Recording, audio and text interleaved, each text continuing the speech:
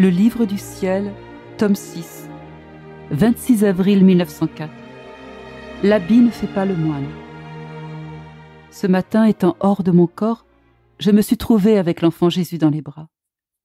Nous étions entourés de plusieurs prêtres et autres personnes dévotes, dont plusieurs se laissaient aller à la vanité, au luxe et à la mode. Il me semble qu'ils se disaient entre eux le vieux proverbe « L'habit ne fait pas le moine ».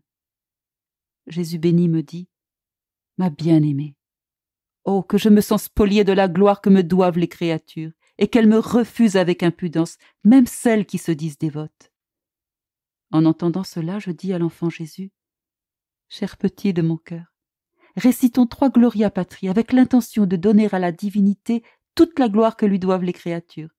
Ainsi tu recevras un peu de réparation. » Jésus dit, « Oui, récitons-les. » Et nous les avons récités ensemble. Ensuite, nous avons récité un Ave Maria avec l'intention de donner à la Reine Mère toute la gloire que lui doivent les créatures. Oh, comme il était bon de prier avec Jésus béni.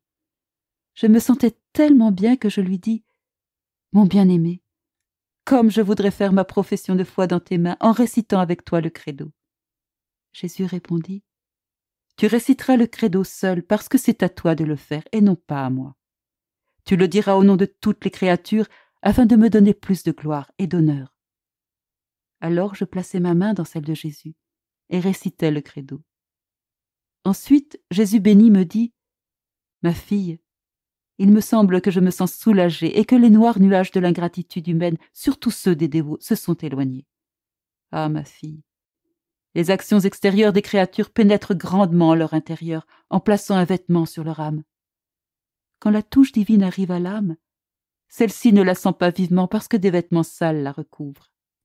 Alors, comme elle n'éprouve pas la vivacité de la grâce, celle-ci est soit rejetée, soit infructueuse.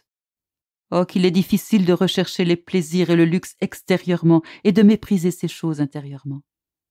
Au contraire, on aime à l'intérieur et on se réjouit de tout ce qui nous entoure. Ma fille, vois par toi-même la douleur de mon cœur de voir en ces temps mes grâces rejetées par toutes sortes de gens.